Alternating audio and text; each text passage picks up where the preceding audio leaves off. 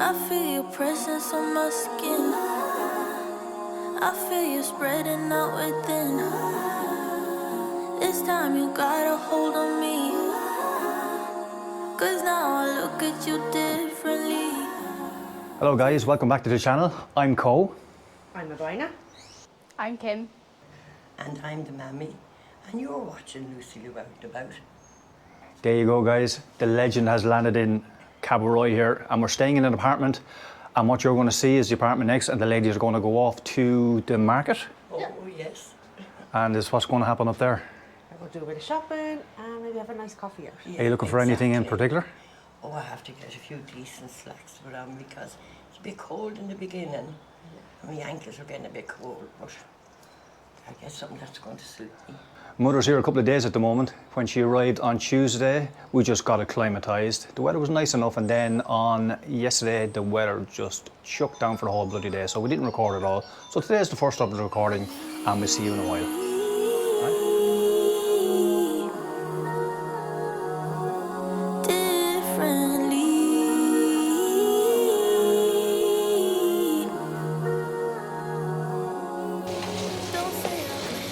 So it's 8:30 at night, and I've decided to do a kind of a semi-barbecue inside here.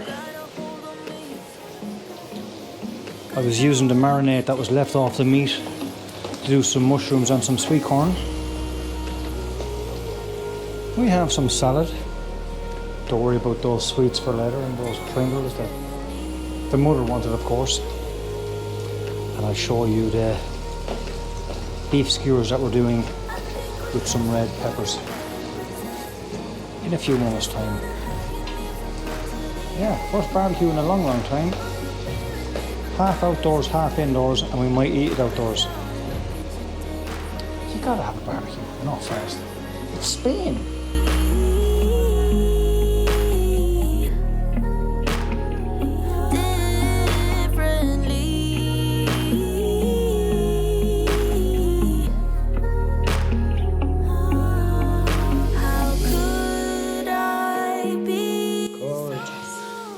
Tell you what, Gordon Ramsay, if you're watching this, don't get too jealous. Took me way too long. Tell me real about you, real about the wine. Well, that's it for tonight. We're going to go out and wash it down with 1 or 2 scoopies, and we shall see you tomorrow morning. Good morning, welcome to the morning after the night before. We had a couple of beers last night and we're now in dodgy stomach syndrome. We've had a breakfast, as you can see there in Marina Sol. A lovely breakfast there, probably one of the nicest breakfasts around. Did you enjoy it, ladies? Oh, it was gorgeous. Yeah. Really nice. Nice breakfast there, all right, yeah. It's one of the best ones around. And there's the views right over the Mediterranean Sea from where we are based. Getting into this rented car now, I'm going to head towards Torrevieja. So you're going to see a few familiar places now over the next couple of days. Torrevieja. There's one area you never really get tired of walking along here is the promenade, just across from the Market Square in Torrevieja. Hustle and bustle of people, even though the weather isn't great today. A little bit cloudy, but pleasant enough to walk around in. Yeah, fisherman looking out to sea there, and no doubt Lola is still down there, waiting for her husband to come along. And of course you have the usual street traders selling all those genuine articles.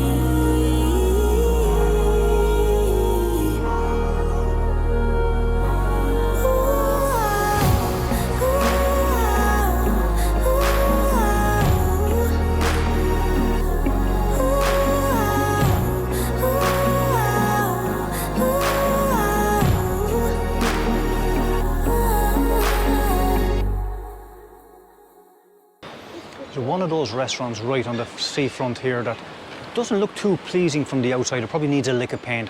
However, when you come in and sit down here and you're right on the seafront like this, it just makes your tea or your coffee or your beer that little bit more special and an awful lot more enjoyable. We finally made our way back up to the Font Algar, and we have the two ladies in tow with us. Not Abina and Kim, although Abina is here as well, and she is a lady, I suppose, but we brought my mother and her friend Nolene Sweeney. And we're going to be going to the fonts in about 20 minutes' time. But of course, after a long drive like that, you have to have a cup of scald first, a cup of tea, cup of coffee, maybe a drop of water as well, just to rehydrate. A fabulous day that we have here today, as opposed to the last time yourself and the boy were here when it was absolutely lashing rain down for the day. But hopefully we get to see a little bit more today. There's been a lot of water falling in the last few weeks, so I'm expecting to see a few nice falls of rain up here on the waterfalls. Let's go down and meet the women. So we come across the road from where we parked right to the restaurant, and where we've parked charges €5, and with that €5 you also get a token for coming across the restaurant across the road, and it gives you 5 or 10% off, I'm not too sure. But anyway, as I said, we're going to introduce you to these two ladies here. As you've already met, the lady on the right hand side is my mother Annette, the lady in the middle is my wife Abina, and the lady on the left hand side is my good friend Nolene. And Nolene and my mother met back in the early 1980s, which is nearly 40 years ago at this stage now. Lost, yeah. They met when they were 20. But Nolene would be the mother of Rolly Sweeney, who is an ex-county footballer for Kildare. All UGA heads would definitely know the name of Roland Sweeney, who was a senior county footballer for Kildare back in the noughties. And anyway, guys, that's who Nolene Sweeney is. So she's the mother of a legend. Abina is the wife of a legend, and of course she's my legend as well. And then... And I'm the mammy of a legend. There you go. From the mouth of a legend. Thank you, son. So in a few moments time after we finish our coffee and our water here, we're going to head up to the Font Algar and we'll show you what that's about. There's been a lot of rain falling in the last couple of weeks as well, so hopefully we're going to see some nice waterfalls up there. See you in a few minutes. We're just before the entrance. This is what you're greeted with, and there's a lot of rain that fell in the last few days as well, and especially yesterday there was a few thunderstorms around this area. Before you even get into the entrance to pay your entrance fee, this is the flow of the water, as you can see there. So I'm sure the waterfalls are going to be a bit spectacular as well. And that's the first waterfall you see as you come in through the entrance there, and you can hear the noise of it. It's absolutely deafening, so apologies about this. I don't have the proper microphone system set up on it because the batteries were gone in it, so hopefully you can hear me okay. But that's the first waterfall that we'll meet as we come in the gate anyway. And of course, because you're dealing in an area that has an awful lot of waterfalls, you're going to encounter an awful lot of steps in order to get up to where you need to go.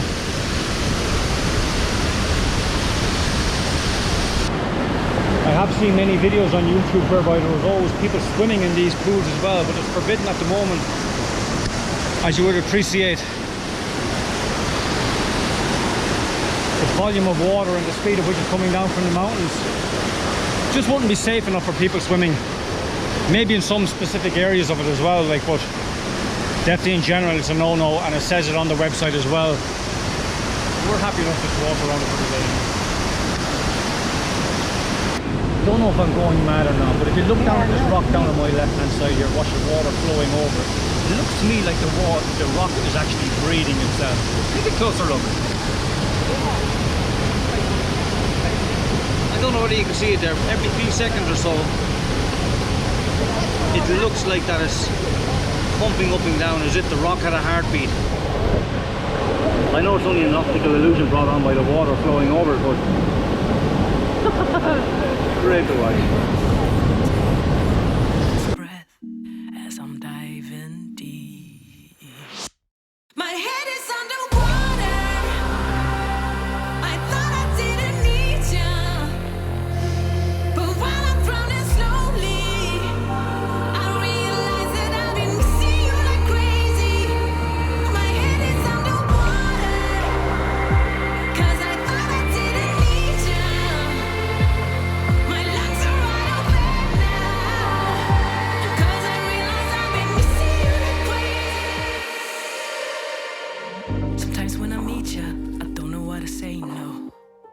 You can see where the water is flowing over this dam here. I don't know whether it's man-made or not. It probably looks like it was man-made now, in all fairness. It's separated on the second side there where the water is allowed to flow freely. Another 150 metres up from the last part where we were there, and you have the end of the walkway on this side, and then obviously track traverses back along the opposite side of the river itself. But there's signs everywhere letting you know to be careful, rapid flow, danger of drowning. No swimming signs everywhere, just to remind people, don't be that little bit stupid.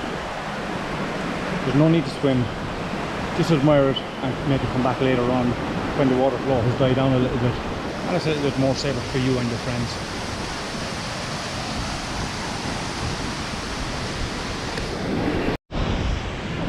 So that's us finishing the Font Algar. Probably took about half an hour to walk around, but we stayed a little bit longer. We sat down at the water there, as you've seen, for a while as well. As I said, it's €4 to get in, which isn't too bad, to be honest with you, in all fairness. It is quite small, a lot of steep steps, so be very, very careful on those as well, and use the handrails on the side as well. A restaurant at the end, selling ice cream and stuff like that as well, and of course you have the proverbial people that take your photographs as you're going in and then sell them to you as you're coming back out. I think when you're buying your photograph on the way back out, it costs €5 for that, and then if you want it in the keyring as well, it's an extra €5 as well. That's the cost of this place, which isn't too bad. I mean, if you're here as a tourist and you like that type of stuff, well then go for it. But anyway, we're going for 2 scoopies. And then, as you see when you come up from the car park, the amount of little shops and bars and cafes that dot the route right up to the front. Good morning. We've made our way down to Cabo Roig Marina, and it's the day before the ladies go home, so we said we'd bring them out on a little boat trip in a speedboat. It's only a 15 horsepower speedboat, so you don't really need a license for it, although you can do the course down here that'll get you a license for a bigger boat at that stage. But we went for this option, and it's €60 for the hour, and it's kind of a practice run as well for when Abina's mother and father comes over here in 3 weeks' time, when we go out on the sea for about 3 hours at that stage. We're going to go over here and meet a lady called Kelly, and what happens is she's going to give us a half an hour instruction period on how to use the boat, how to drive the boat and so on and so forth, where we can and where we can't go, and then we'll be on our merry way. So this lady's going to give us a school lesson now in a few minutes time on this boat here, and this is the boat that we're going to be going out on after we get our safety brief. Looking forward to it, girls? Oh, can't wait in here. Yes. Hello with you. Thank you. Very good. Maybe you on the other side? This side there.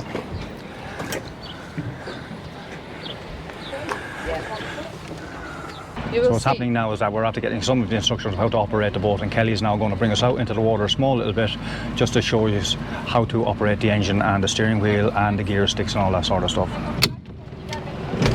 So you have seen, if I go in reverse, that I put first neutral. Okay. So if you change direction, we always put first neutral. Okay. Now we are having slowly movements. I'm going to speed up, but you see that I do it very slowly, you see? Up we go, you see? Okay.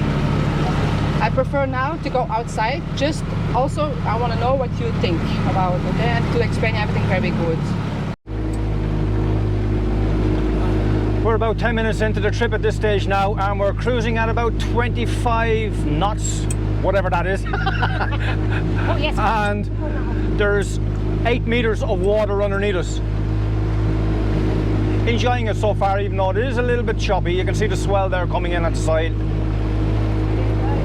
However, it's manageable and the ladies are enjoying it.